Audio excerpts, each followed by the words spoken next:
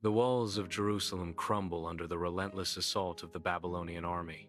A maelstrom of smoke and fire engulfs the once proud city as invaders surge through the breach. The sky glows with the inferno, casting long, dancing shadows across the battlefield. Amidst the chaos, the temple stands defiant, a silhouette against the apocalyptic blaze. Within the temple's heart, the Ark of the Covenant remains, its outline barely visible through the smoke and flames. The Ark stands as a silent witness to the fall of Jerusalem, its fate hanging in the balance amidst the devastation. Under the scorching sun, a line of Judean captives trudges wearily across the endless desert. Dust devils dance around their bare feet as they shuffle forward, their faces etched with despair. Among them, young Daniel's eyes reflect a mix of fear and resilience. Babylonian soldiers on horseback patrol the perimeter, their stern gazes offering no mercy. The vast, unforgiving landscape swallows their every step, symbolizing their lost freedom and uncertain future. Under the relentless desert sun, Daniel, a determined teenager, stands out with his unwavering resolve. His dark, curly hair frames a face set with purpose, a stark contrast to the despair etched on the faces of the other captives. His medium brown skin glistens with sweat as he stares towards the horizon, a beacon of hope amidst hopelessness. Daniel's intense gaze promises defiance, a silent vow to overcome the crushing despair that surrounds him. Under the scorching sun, captives shuffle through the colossal Ishtar Gate, their bare feet dragging wearily. Towering blue walls adorned with golden lions loom, dwarfing the procession and exuding formidable power. Daniel and the others crane their necks, their faces etched with awe at Babylon's imposing grandeur. The gate stands as a majestic symbol of conquest and unyielding strength. In the opulent throne room, King Nebuchadnezzar sits regally, his golden robes shimmering under the radiant light. A golden crown rests upon his head, its gleam a symbol of his absolute power. He raises a hand, a gesture commanding attention from the assembled officials. His voice resonates through the hall, a decree echoing with authority. "Train the brightest young captives in the Chaldean language and wisdom," he commands, his gaze unwavering. The officials bow, acknowledging the weight of his words and the future they will shape. In the Babylonian court, a stern-faced official's voice booms, decreeing new identities. Daniel and his friends stand in solemn silence, their expressions unreadable as the pronouncements echo. Scribes meticulously inscribe the foreign names, Belteshazzar, Shadrach, Meshach, and Abednego, onto clay tablets. The hall reverberates with the weight of forced assimilation, each stroke of the stylus sealing their fate. Inside the Babylonian banquet hall, a lavish table groans under the weight of roasted meats and overflowing wine goblets. Fruits glisten, tempting eyes with their vibrant colors and sweet aromas. Daniel stands amidst the opulence, his face a mask of calm resolve as he respectfully refuses the king's offerings. Uncertain glances flicker around him, betraying the inner conflict of others drawn to the forbidden delicacies. Eyes dart nervously between the tempting food and Daniel's unwavering figure. A silent battle waged in the heart of the banquet. The tension hangs heavy in the air, a stark contrast to the otherwise celebratory atmosphere. In the Babylonian training quarters, Daniel, a young Hebrew, stands with quiet dignity before a stern Babylonian official. Guards stand as silent observers, their eyes fixed on the unfolding exchange. A servant offers a tray with a meager meal of vegetables and water, a stark contrast to the opulence around them. With humility, Daniel's voice cuts through the air. "I humbly request permission to eat only vegetables and drink water." In the Babylonian training quarters, a stark contrast unfolds.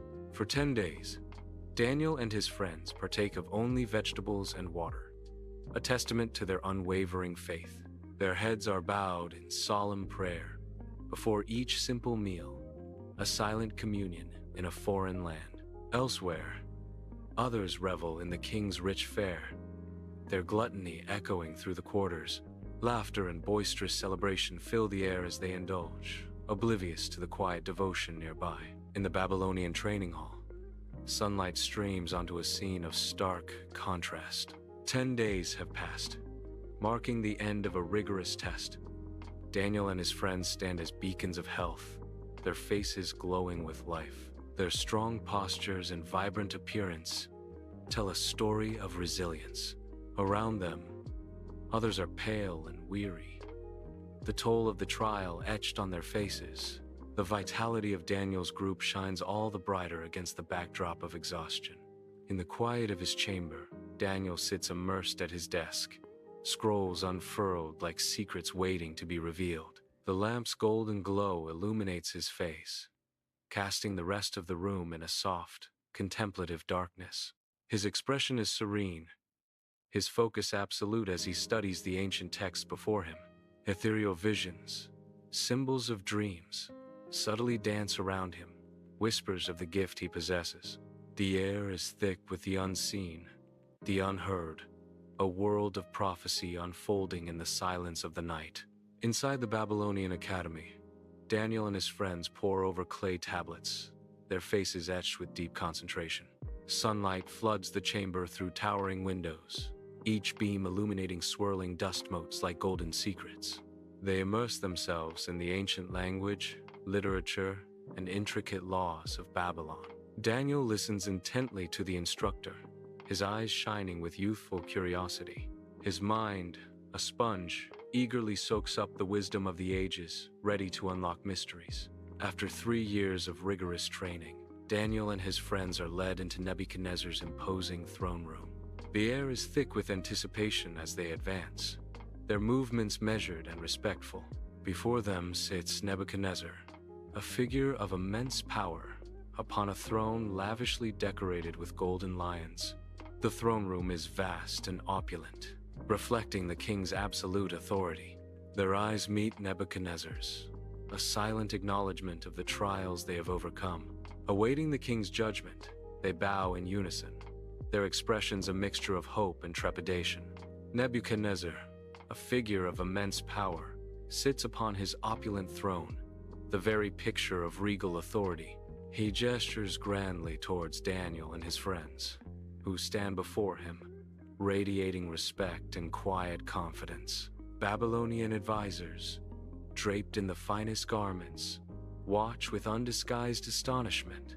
The air is thick with anticipation as Nebuchadnezzar's voice booms through the throne room. Daniel and his friends are 10 times wiser than all the magicians and enchanters in my kingdom. A ripple of disbelief and awe spreads through the assembled court, their eyes fixed on Daniel and his companions. Daniel and his companions, now figures of the royal court, navigate the majestic halls of the Babylonian palace. The rich garments they wear gleam under the radiant daylight, a stark contrast to their humble origins. Towering murals, vivid with scenes of Babylonian life, line the corridors, whispering tales of power and legacy. Each step echoes through the expansive halls, marking their ascent into the heart of a foreign empire. The weight of their new roles is palpable, a mix of privilege and profound responsibility etched on their faces. They move forward, their destinies intertwined with the fate of Babylon, under the watchful eyes of ancient gods and kings. Under the vast, sunlit expanse of the Babylonian sky, the ziggurat temple pierces the horizon, a symbol of foreign power. Daniel and his steadfast friends stand silhouetted against the imposing skyline, their faces turned towards the distant temple. Their resolute gazes reflect unwavering faith, a silent defiance against the grandeur surrounding them. They are God's servants, standing tall amidst a sea of idols, their presence a beacon of hope. The skyline stretches behind them, a stark reminder of their exile, yet their spirits remain unbroken, their faith a fortress against the unknown.